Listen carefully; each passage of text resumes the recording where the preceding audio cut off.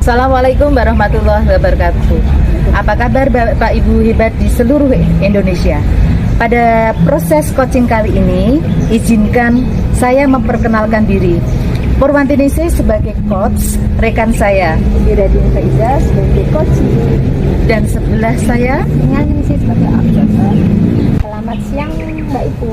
Selamat siang Bu Ningal. Sudah siap untuk menjadi coach? Insya Allah Bu. Sebelum menjadi coach, kemarin sudah membaca review penilaian yang saya kirim. Oh, yang dikirim Bu Ningal. Sudah dipelajari? Insya Allah sudah Bu. Nah, dari situ saya tahu kira-kira indikator penilaian atau assessment yang betul. Oh, yang kompetensinya. Kompetensi yang ingin dikembangkan kan ada 8 kompetensi ya Bu ya. Tetapi dalam proses coaching dalam program guru penggerak itu hanya disampaikan 3. Yang pertama itu adalah kemitraan. Nah, di sini diharapkan bahwa seorang coach itu harus mampu istilahnya membangun komunikasi 2 arah, menciptakan suasana nyaman, istilahnya biar seorang coach itu mampu menyampaikan atau yakin ya, timbul keyakinan mau istilahnya curhat kepada coachnya secara istilahnya secara nyaman, terus mau istilahnya curhat semuanya lah tentang permasalahan yang ada kan gitu. Jadi seorang coach maupun coach itu harus bisa present, hadir sepenuhnya Bu. Terus yang kedua yaitu proses kreatif. Nah, ini proses kreatif yang diharapkan itu terkait dengan rencana coach untuk ide-ide apa ya yang bisa disampaikan oleh coach agar mampu menyelesaikan permasalahan yang ada. Jadi solusi penawaran itu ditawarkan oleh coachnya, bukan kita. Ya. Terus yang ketiga yaitu memaksimalkan potensi. Jadi dari proses yang direncanakan, rencana itu kira-kira kompetensi apa yang dapat diimplementasikan ya sebagai wujud dari tanggung jawab seorang coach. Seperti itu Bu. Selanjutnya pada proses coaching ini kompetensi apa yang kembangkan? Oh ya, kompetensi yang ingin saya kembangkan yaitu identifikasi masalah Bu. Jadi identifikasi masalah itu penting sekali menurut saya. Kenapa? Karena dari pengidentifikasian masalah yang betul, sama seperti kita mampulah menangani istilahnya permasalahan itu secara tepat. Ibaratnya kalau seperti dokter ya diagnosanya tepat lah seperti itu ya. Ya betul. Betul Bu. Karena pada saat coaching ini kompetensinya ingin lebih spesifik. Lebih spesifik ini diobservasi. Oh, yang lebih spesifik yang ingin diobservasi ya tadi Bu, identifikasi tadi. Iya. Jadi saya tuh ingin mengetahui permasalahan dengan menggali permasalahan yang ada kan begitu ya Bu. Dalam itu kan kompleks. Yang kedua yaitu yang ingin saya kembangkan yaitu di rencana aksi ya. Jadi itu ya seperti itu Bu. Jadi ide-idenya itu apa ya yang untuk ya gitu. Betul. Dikatakan proses coaching itu berhasil atau tercapai itu bagaimana? Kalau saya sih, menurut saya tujuan coaching berhasil ya jika satu coachingnya itu nyaman dengan saya, percaya istilahnya ada semacam trust, kepercayaan ya agar coach itu mau bercerita tentang permasalahannya, terus coach itu mampu menggali solusi atau menawarkan solusi dari permasalahannya itu. Jadi kita tuh pesannya tidak menggurui Bu. Nyaman gitu. Terus yang kedua tuh tujuannya tuh tercapai jika permasalahan yang dihadapi oleh coach itu terjadi istilahnya indikator itu mengalami penurunan Bu, seperti itu. Kalau misalnya di sekolah saya tadi saya itu ya Bu ya. Coach saya mengangkat masalah kepedulian lingkungan. Nah, di situ apa ya indikatornya supaya meningkat? Nah, 5 meningkat jadi 8 atau 9. Betul ya, betul Bu. Di rencana aksi. Udah siap mau coaching Bu? Iya, insya Allah. Mohon doanya lancar ya Bu ya. Lancar betul aja Bu. Terima kasih. Iya, sama-sama. Assalamualaikum Mbak Cia. Halo, apa kabar? Alhamdulillah. Nganti kangen aku. Monggo. Iya. Teras Bu. nggak apa-apa. Malah sumuk malah rak bebas ning teras wae. Iya aja malah yang penting enjoy. Piye kabare? Alhamdulillah. Aku sampai kangen nih. Lama ya Bu ya, nggak jumpa ya Bu ya. Wis bertahun-tahun ya iya. Saking suwi. Enggak lah, baru 2 minggu habis Iya. coffee shop bersama gitu kok Rasane malam-malam. iki orang minggu kok orang tahun ya. Betul. Gimana nih Bu? Piye kabare jenengan? Alhamdulillah baik. Wes, Kalau Mbak tambah Dini makmur. gimana nih Mbak Dini? Aku ki ya Allah, cek pusing ya, Mbak. Kok pusing kenapa ini? Aduh, biasa Mbak. Masalah anak-anak lah, anak-anak murid lo ya. Nah, anak-anakku sih rak masalah. Itu yang membuat aku pusing dan sakit hati aku Lora. Jangan sakit hati lah, kita enjoy aja hidupnya. Ingat loh, nanti kalau banyak pikiran justru malah kesehatan kita yang Iya. terganggu kan gitu ya Mbak? Memang sih, cuman ini loh Mbak. Nek aku sama anak-anak itu, anak-anak murid-murid itu kayak aku sama anak-anakku sendiri. Oh, Sehingga gitu ya. ketika mereka berperilaku tidak baik itu aku bayangnya anak-anakku kayak ngono lho, itu rasanya kayak neng ati ngenes ngono lho, Mbak. Aku sampai berpikir ya, tumben ini Mbak Dini be. Dan jenengan kan keibuan, pengalaman ibu-ibu kan akeh, makanya aku undang jenengan. Iya. Oh, betul. Sama gini, wah ini pasti ada masalah penting. Coba deh cerita aja Mbak Dini, kira-kira tuh ada apa sih? Kok Iya, sampai Iya. Masa itu sebetulnya sudah lama, cuman iya wes saya berusaha mencari solusinya ora iso. Iki lho murid-muridku itu lho, ini kan sudah sampai tengah semester ya. Masih ada aja anak-anak yang berkata kasar, mengumpat, kadang sama saya ndak sopan, bahkan kadang sama guru kelas lain atau kepala sekolah itu mereka ndak sopan kan aku izin ya. Iya, Masa iya. sudah sampai 3 bulan ini tidak ada perubahan di perilaku mereka. Loh Mbak, jadi ngomong kasar, kemudian ya wis ngomong sekolah ngono lah, wis ngerti dhewe to nek wong nesu wong tua nesu kemudian ngomong kasar, lah itu anak-anak menirukan ya Mbak Gen. Itu ya Allah. Berarti Iya. ini pertemuan kita hari ini kita ngobrolin ya Iya. masalah curhat, masalah istilahnya bisa dikatakan perundungan itu ya Mbak ya. Ya iya sih, perundungan secara tidak sadar.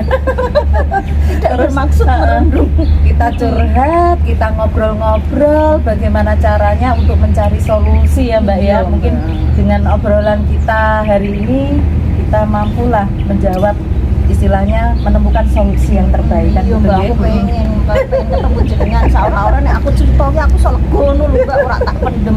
Iya. Sendiri masalah ini. Nah kira-kira ada berapa anak sih Mbak Dini kok sampai seperti itu? Yo, nek siji loro sih rak masalah Mbak, siji loro iso tak selesaikan dhewe. Ini kan gini, dalam satu kelas itu ada sekitar 15 anak karena memang TK itu kan 1:15. Iya. Dari 15 anak itu yang 5 anak aman karena mereka berasal dari TK Islam Al-Furqon. Jadi mereka sudah tertata kegiatannya mulai pembukaan, inti, penutupan. Mereka sudah terbiasa dengan role-role yang seperti itu. Kemudian ada 10 orang ini ya.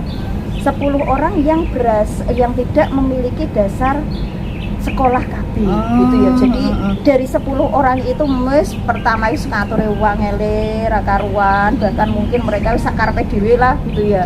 Masuk sak karepe dhewe, kemudian mau berbaris juga sak karepe dhewe.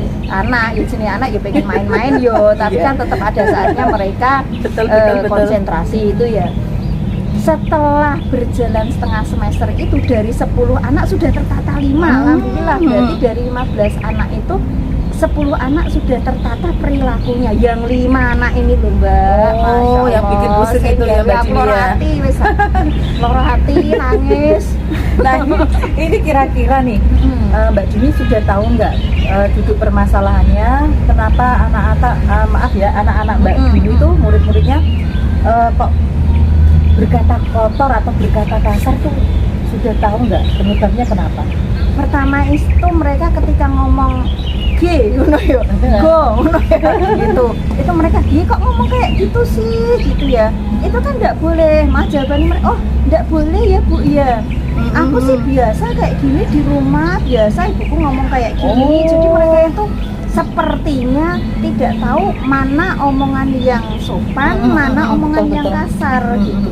Betul. Atau mungkin saya sudah berkali-kali diomongkan di kelas, tapi mereka selalu terpapar omongan itu di rumah, no, makanya mereka menganggap sesuatu yang kotor, kasar, umpatan itu malah menjadi biasa. Jadi pertama mungkin saya akan lebih menekankan lagi daftar omongan-omongan kasar gitu ya.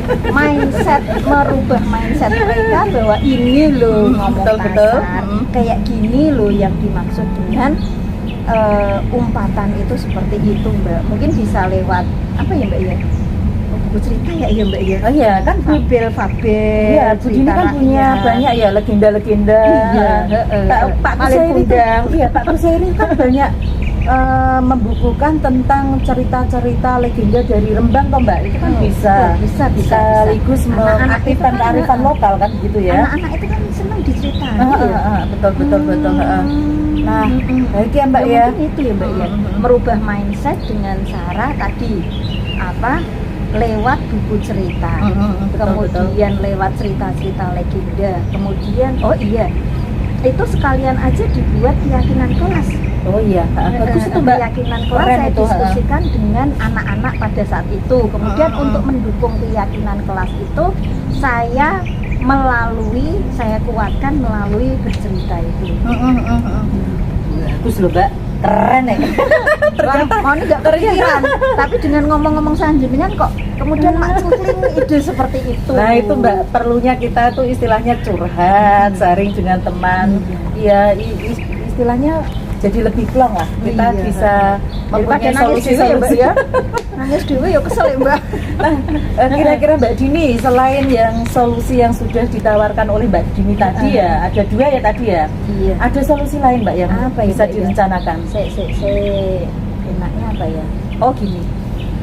Ketika anak-anak istirahat itu kan mereka tidak hanya bergaul dengan teman satu kelas saya, mereka akan bergaul dengan teman-teman dari kelas yang lain. Ya bisa jadi mereka kulaan omong-omongan kotor itu dari kelas lainnya, seperti itu. Ya, betul. Itu mungkin saya akan mengajak kepala sekolah dan guru mengangkat ini menjadi masalah di sekolah kami gitu. Kemudian akan mencari solusi bersama bagaimana enaknya menangani masalah anak-anak yang berkata kotor dan bersikap tidak sopan itu tadi Mbak. Jadi setiap Sabtu itu kan di tempat saya ada KKG, pertemuan guru di lingkungan intern ya, khusus untuk TK, khusus SD itu semuanya ada rapat di tiap unit. Mungkin akan saya bawa masalah itu di sana ya. Bagus loh. Terus mungkin ada cara lain Mbak yang bisa ditawarkan lagi? Yang ketiga, yang pertama tadi apa tadi? Tadi mindset, keyakinan kelas, betul. Yang kedua tadi merapat guru dan kepala sekolah. Betul. Mungkin dalam rapat guru itu mereka akan memberikan solusi yang lain ya. Ketika saya bercurhat dengan mereka, apakah itu masalah berada di kelas lain atau tidak, ada atau tidak. Yang berikutnya apa ya Mbak ya? Ngomongnya ini ya Mbak ya. Aku melakukan home visit, kunjungan rumah. Oh iya betul, bagus loh itu.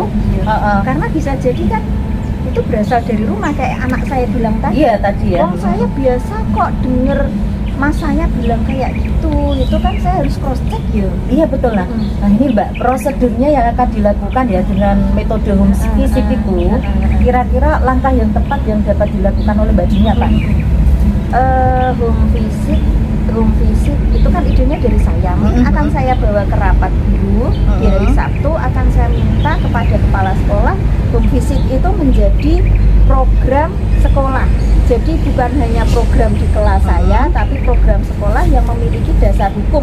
Jadi ini akan dilakukan oleh semua guru di sekolah saya, Mbak. Jadi pertama jadi kayak itulah jadi dasar hukum lah ya. Terus yang kedua saya akan mengunjungi orang tua terlebih dahulu.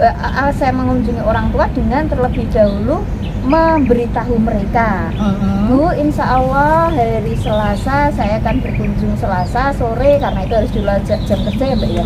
Selasa sore akan saya akan berkunjung ke rumah ibu, apakah ibu di rumah gitu ya.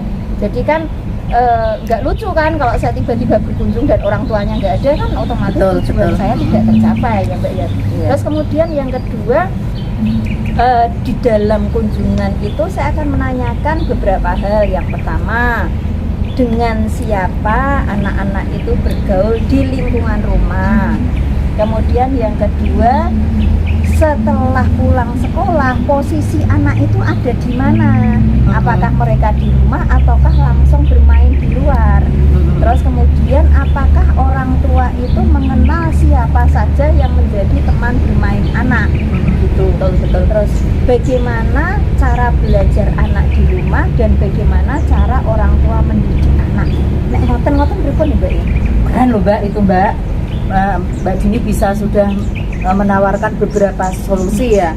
Nah kira-kira Mbak dari beberapa solusi yang ditawarkan oleh Mbak Dini yang mau direalisasikan dalam waktu dekat ini apa Mbak? Yang pertama tadi ya merubah mindset. Ini hari apa sih? Ini hari Kamis ya? Kamis. Besok langsung aku Mbak tak cari buku yang tentang budi pekerti, terutama tentang bersikap sopan kepada orang tua dan teman sebaya, juga kasih sayang. Nanti habis ini aku tak masuk ke toko buku lah, cari buku cerita bergambar. Sudah ada sih di kelas, cuman kalau di kelas kan anak sudah biasa lihat gitu ya. Mungkin kalau ini Bu Guru punya buku baru. Oh iya, gitu ya. biasanya ada Dari sini aku tak langsung neng toko buku, tak toko buku. Besok saya ceritakan ke anak-anak menjadi dukungan pembuatan keyakinan kelas. Akan saya reject ya, nanti anak-anak akan saya ajak bersama kira-kira perilaku apa ya yang perlu kita rubah di kelas ini. Setelah saya membacakan buku itu, buku cerita bergambar, nanti saya tak ke Gramedia lah. Terus setelah itu besok ya langsung hari Jumat saya lakukan. Semoga respon anak-anak bagus. Kemudian setelah hari Jumat itu hari Sabtu itu anak-anak tidak masuk dan kami mengadakan rapat KKG internal ya. Itu program yang kedua yang mengumpulkan guru dan mencari solusi bersama, itu akan saya lakukan besok di hari Sabtunya. Semoga hari Sabtu itu Bapak Kepala Sekolah bisa mendilkan ini sebagai salah satu bentuk mendilkan program home visit itu menjadi program sekolah, sehingga mungkin minggu depannya Senin kah, Selasa kah, Rabu kah itu saya akan mengunjungi anak yang ada di level 1 tingkat keparahan berkata kotornya. Saya akan membuat itu yang paling parah sopo itu mungkin yang akan menjadi prioritas saya untuk mengunjungi mereka. Itu Mbak ya. Nah, keren sekali loh Mbak. Iya, aku merepotkan iki. Cuman iki jadi saya apa ya ngomong karo jenengan iki mau niki masalahku tapi kok sing abot ning nggone atiku ki iso jenengan Plong. kok ngono lho ya Allah. Padahal piye gitu ya, tapi dengan sharing ini sepertinya saya mendapatkan lentikan-lentikan ide seperti itu. Berarti bermanfaat ya Mbak Oh ya? banget, biasanya aku ono masalah tak telepon meneh ya Mbak ya. Iya, Jenengan siap, rene apa siap, ngomongin jenengan siap. tergantung selo sapa gitu ya. Aku tunggu aksi-aksinya Mbak Dini ya.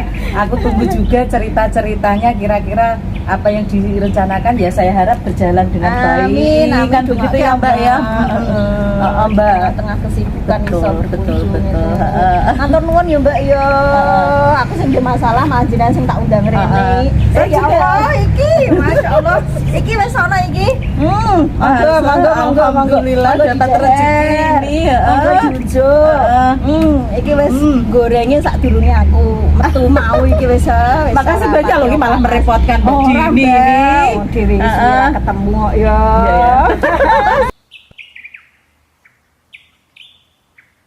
Alhamdulillah hari ini latihan coaching dari Ibu sudah bagus. Kira-kira apa yang dikembangkan oleh Ibu dari proses coaching tadi dengan data coach dan jenis coaching atau ada yang dikembangkan lagi? Alhamdulillah tadi proses coachingnya tuh sudah sesuai dengan alur kita ya Bu ya. Bahkan kompetensi yang ingin dikembangkan oleh Bu Dini tadi berdasarkan hasil catatan saya, yaitu pada aksi rencana ya Bu Dini ya tadi ya. Rencana di mana dalam rencana itu akan dilakukan tindak lanjut kan begitu ya Bu, sebagai wujud tanggung jawab seperti itu. Nah tadi yang dapat dilakukan oleh Bu Dini yang pertama yaitu tadi membuat keyakinan kelas terkait dengan karena banyak muridnya ya beberapa ya 5 orang yang melakukan kata-kata kotor tetapi tidak tahu maknanya apakah itu kata-kata kotor atau tidak karena menjadi kebiasaan di lingkungan keluarganya. Terus yang kedua itu tadi Bu Dini rencananya akan membuat home visit ya, melakukan home visit untuk istilahnya terjadi komunikasi dua arah dengan orang tua sebagai interaksi sosial primer gitu, ngoten. Terus yang ketiga, ini juga akan berkoordinasi dengan rekan sejawat maupun kepala sekolah terkait sosialisasi untuk masalah ini. Ngoten Bu Dini nggih. Itu Bu Dini sudah menggali idenya dengan sangat bagus ya. Intinya hari ini alur percakapan Tirta dapat tercapai dengan baik, tujuan pun juga dapat baik ya. Misalkan dari observasi saya tadi hasil dari dengan Bukti tadi memang sudah bagus. Alur Tirtanya sudah terlihat jelas, sudah ada tujuan, sudah ada identifikasi masalah, aksinya juga ada rencana yang akan dilaksanakan, sudah sesuai dengan alur Tirta menurut saya. Tidak perlu dikembangkan lagi. Yang ketiga menurut jenengan kompetensi apa lagi yang kira-kira dikembangkan dalam proses ini? Kompetensi yang ingin dikembangkan yaitu yang terakhir Bu, yang tanggung jawab. Ya, karena kan tadi Bu Dini hanya menyampaikan satu rencana yang akan diimplementasikan dalam jangka waktu dekat nih. Nah, seperti itu. Saya harap untuk rencana itu dapat diaplikasikan sesuai dengan 3 yang sudah disampaikan seperti itu.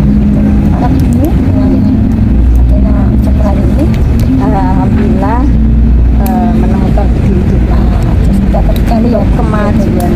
Alhamdulillah. Tapi hari ini proses kita sudah berhasil. Alhamdulillah.